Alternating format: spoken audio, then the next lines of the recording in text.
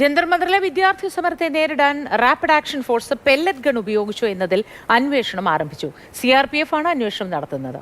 അതിനിടെ ജന്തർ മന്ദറിലേക്ക് ഭക്ഷണം കൊണ്ടുവന്നവരെ police കസ്റ്റഡിയിലെടുത്തെന്ന CJP വാദം ഡൽഹി പോലീസ് തള്ളി. ഭക്ഷണം കൊണ്ടുവന്ന 3 വിദ്യാർത്ഥികളെ പോലീസ് കസ്റ്റഡിയിലെടുത്തെന്ന് CJP ആരോപിച്ചിരുന്നു. B ബാലഗോപാൽ ഉണ്ട് വിവരങ്ങളുമായി. Balagopal, good morning. ഈ വാർത്തയുമായി ബന്ധപ്പെട്ട് CJPയുടെ പ്രക്ഷോഭവുമായി ബന്ധപ്പെട്ടും അവരുടെ ആരോപണങ്ങൾ, ഒപ്പം ഈ പെല്ലറ്റ് ഗണ്ണിന്റെ ഉപയോഗം അതുമായി ബന്ധപ്പെട്ടും ഒക്കെ നൽകാൻ കഴിയുന്ന ഏറ്റവും പുതിയ വിവരങ്ങൾ എന്തൊക്കെയാണ്? മോത്തി, ജന്തർ മന്ദറിൽ കോക്രോച്ച് ജനതാ പാർട്ടിയുടെ ഈ പ്രതിഷേധ സമരം ഇപ്പോഴും തുടരുകയാണ്. കേന്ദ്ര വിദ്യാഭ്യാസ മന്ത്രി ധർമ്മേന്ദ്ര പ്രധാന്റെ രാജി വരെ ഈ സമരം തുടരുമെന്നാണ് അറിയിച്ചിട്ടുള്ളത്. ഇന്നലെ വലിയ ആഘോഷമായിരുന്നു ഇന്ന് പുലർച്ചെയൊക്കെ ഈ ജന്തർ മന്ദറിൽ ഉണ്ടായിരുന്നത്. സോനം വാങ്ചുക്ക് 26 ദിവസത്തെ നിരാഹാര സമരം അവസാനിപ്പിച്ചതിന് വാർത്ത അറിഞ്ഞപ്പോൾ മുതൽ വലിയ തോതിലുള്ള ഈ ആഘോഷ പരിപാടികളായിരുന്നു ഇവിടെ ഉണ്ടായിരുന്നത്.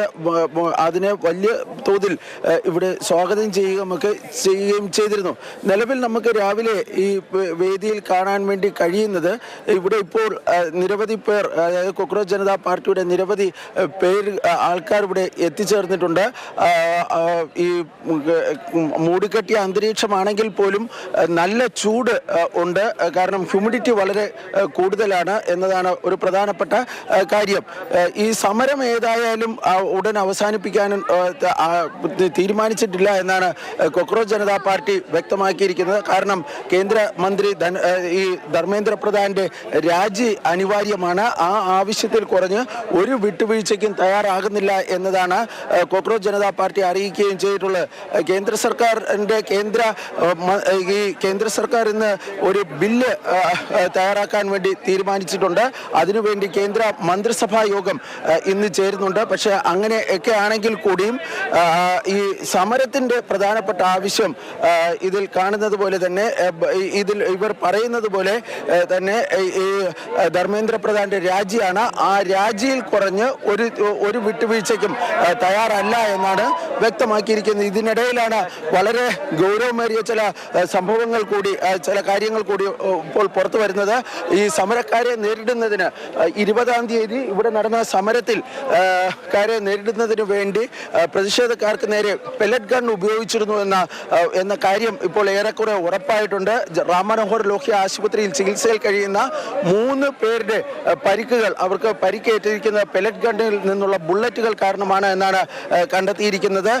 ഈ സാഹചര്യത്തിൽ പെല്ലറ്റ് ഗൺ ഉപയോഗിച്ചിരുന്നു എന്നതിനെ സംബന്ധിച്ചുള്ള ഈ വ്യാപകമായ പരിശോധന ഇപ്പോൾ CRPF നടത്തുന്നുണ്ട്.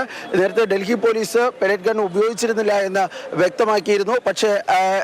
പക്ഷേ ഈ pellet gun rapid action force ഉപയോഗിച്ചിട്ടുണ്ടോ എന്നതിനെ സംബന്ധിച്ചുള്ള അന്വേഷണങ്ങളാണ് ഇപ്പോൾ നടക്കുന്നത്. രാവിലെ നമുക്ക് കാണാം, ഇന്നലത്തെ രാത്രിയത്തെ ആഘോഷങ്ങൾക്കൊക്കെ ശേഷം ഇപ്പോൾ ഈ വിദ്യാർത്ഥികൾ ഒക്കെ ഇവിടെ കിടന്നുറങ്ങുന്നതിൻ്റെ ദൃശ്യങ്ങളാണ് നമുക്ക് കാണാൻ വേണ്ടി കഴിയുന്നത്. സാധാരണ ഒരു സമരവേദിയിൽ കാണാത്ത തരത്തിലുള്ള പല കാഴ്ചകളൊക്കെയാണ് നമുക്ക് ഇവിടെ ഇപ്പോൾ കാണാൻ വേണ്ടി കഴിയുന്നത്. ഏതായാലും ഒരു കാര്യം ഉറപ്പാണ്, ധർമ്മേന്ദ്ര പ്രധാന്റെ രാജി ആവശ്യപ്പെട്ടുകൊണ്ടുള്ള പ്രതിഷേധ സമരം പാർലമെന്റിനകത്തും പുറത്തും ഇന്നും ശക്തമായി തന്നെ നടത്തുവാനാണ് പ്രതിപക്ഷ പാർട്ടികളും കോക്രോച്ച് ജനതാ പാർട്ടിയും തീരുമാനിക്കുകയും ചെയ്തിട്ടുള്ളത്. ജന്തർ മന്ദറിൽ നിന്നും ജഗദീഷ് മിശ്രനൊപ്പം B ബാലഗോപാൽ, മാതൃഭൂമി ന്യൂസ്.